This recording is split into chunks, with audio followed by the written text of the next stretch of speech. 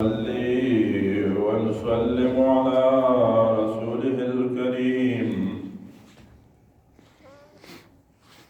أما بعد فأعوذ بالله من الشيطان الرجيم. بسم الله الرحمن الرحيم. ما أصابك من حسنة فمن الله وما أصابك من سيئة فمن نفسك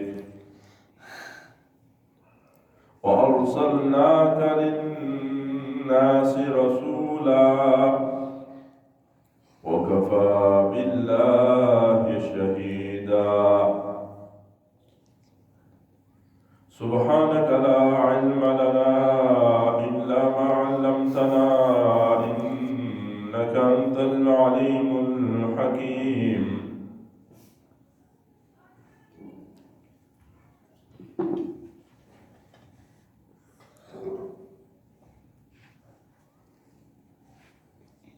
مقبل کی آیات میں اللہ رب العالمین نے دنیا کی حقارت کو بیان فرمایا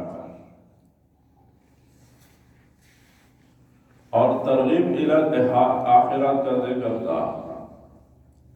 دنیا عارضی اور فانی ہے، چار روزہ زندگی ہے، گزر جائے گی، خاتمہ ہو جائے گی موت کے ساتھ. موت سے نجات اور خلاصی نہیں ہے کسی بھی صورت میں.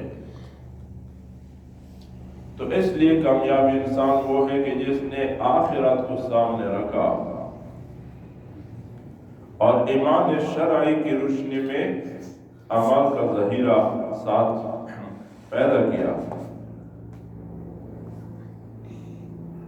اور اسی طریقے سے آیات کریمہ میں حال ذکر ہوا تھا منافقین کا.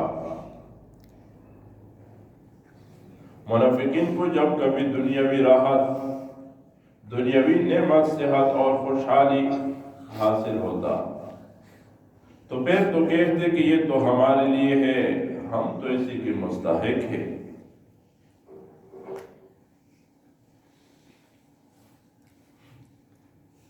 اور اگر کئی ان کو تکلیف اور مصیبت پہنچتی، پھر ہر دور میں باطل پرستوں کا یہ طریقہ رہا ہے کہ اس تکلیف کا نسبت اہل حق کی طرف کی ہے. انبیاء کرام علیہ السلام کے دور میں نبیوں کی طرف یہ نسبت کرتے تھے. فرعون اور اس کے قوم نے موسیٰ علیہ السلام کی طرف نسبت کیا تھا نحوست. قوم سمود نے حضرت صالح علیہ السلام کو یہ نسبت کیا تھا. تو ہر دور میں باطل پرستوں کا یہ طریقہ رہا ہے کہ جب بھی تکلیف اور مصیبت پہنچتی ہے تو پھر اشخاص میں نحوست کا عقیدہ رکھتے ہیں.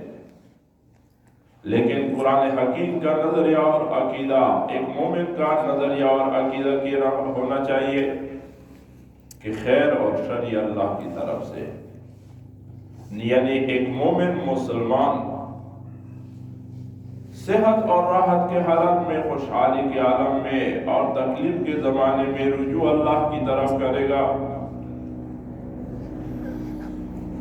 یہ تو ایمان نہیں ہوا کہ ایک آدمی تکلیف اور مصیبت کی وقت غیر اللہ کی طرف نسبت کرے، غیر اللہ کی طرف رخ کرے اور غیر اللہ کی مدد طلب کرے.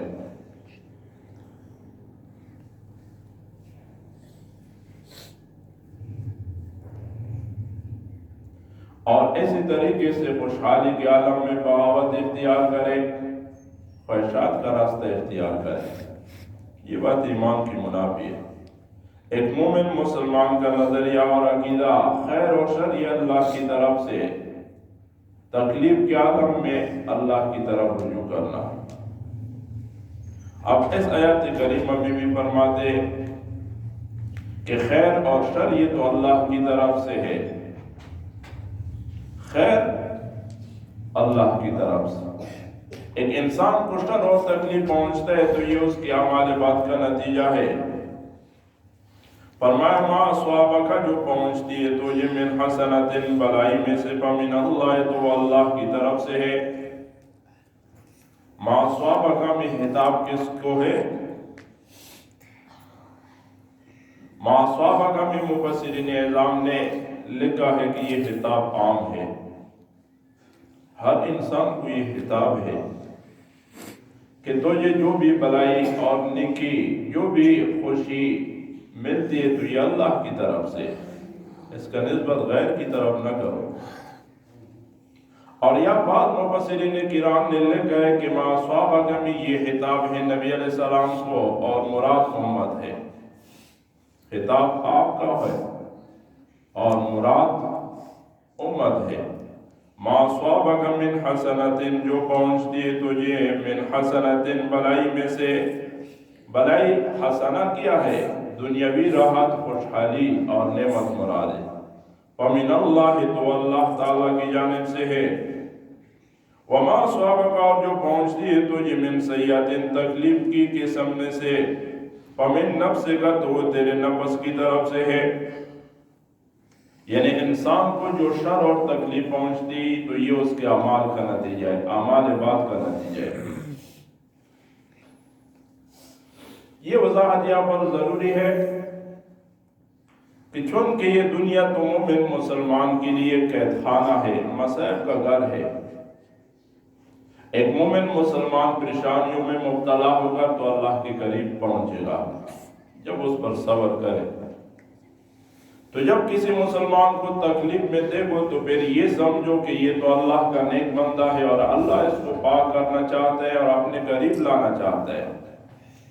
لیکن جب خود آدمی مصائب اور پریشانیوں میں مبتلا ہو جائے تو پھر خود کی طرف نسبت کرے کہ میرے اعمال درست نہیں ہے، میرے اعمال کی درست نہ ہونے کی وجہ سے یہ تکلیف اور یہ پریشانیاں مجھے پہنچتی ہے۔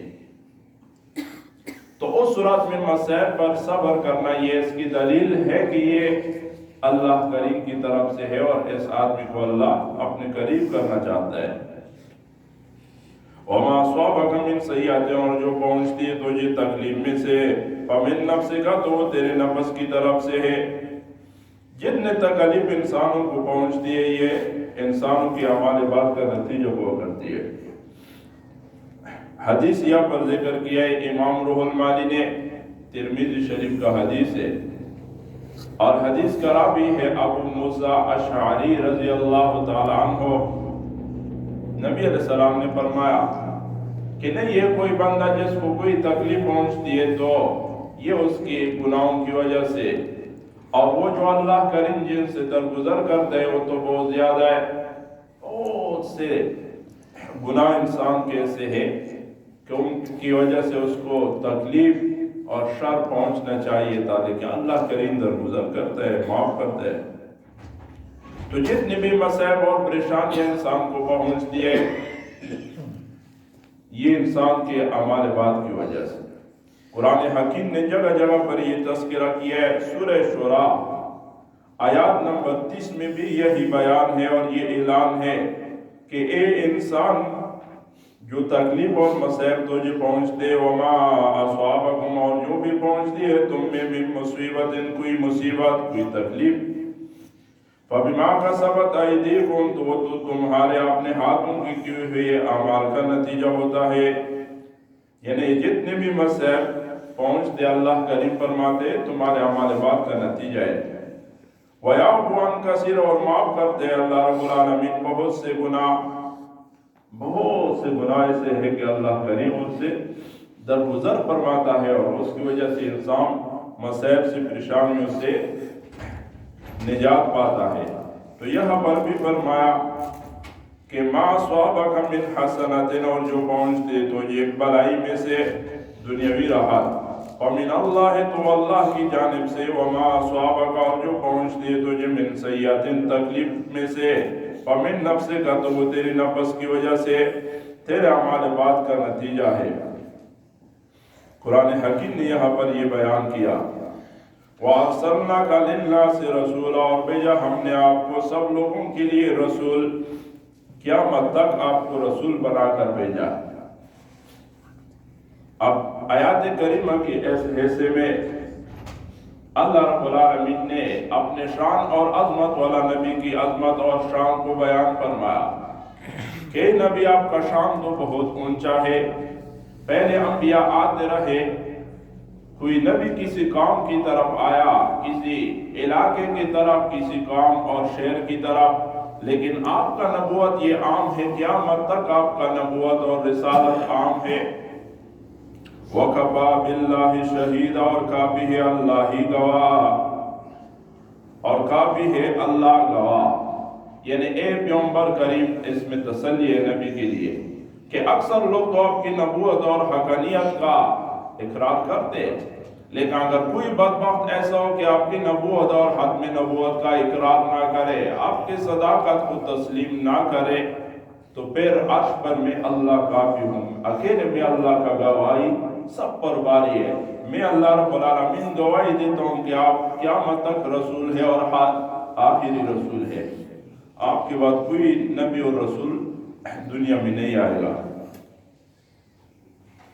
وَأَرْسَلْنَاكَ لِلنَّاسِ رَسُولًا، اور بھیجا ہم نے آپ کو سب لوگوں کے لیے رسولاً، رسول، عظیم الشان رسول، رسولاً میں تنوین عظمت کے لیے، یعنی آپ کو عظیم الشان رسول بنا کر بھیجا، اور قیامت تک آپ کا نبوت اور رسالت عام ہے۔ وَكَفَى بِاللَّهِ شَهِيدًا، اور آپ کے لیے اللہ تعالیٰ کی گواہی کافی ہے، یعنی اللہ رب العالمین آپ کی نبوت اور ختم نبوت کا گواہ ہے۔ اگر کوئی انکار کرے آپ کی حقانیت سے اور آپ کی صداقت سے اور ختم رسالت سے، تو اللہ رب العالمین گواہی دیتا ہے کہ آپ آخری رسول ہے اور قیامت تک آپ کا رسالت عام ہے۔ تو اس اعتبار پر فرمایا وَكَفَى بِاللَّهِ شَهِيدًا، اور آپ کے لیے اللہ تعالیٰ کی گواہی کافی ہے۔ وَآخِرُ دَعْوَانَا أَنِ الْحَمْدُ لِلَّهِ رَبِّ الْعَالَمِينَ۔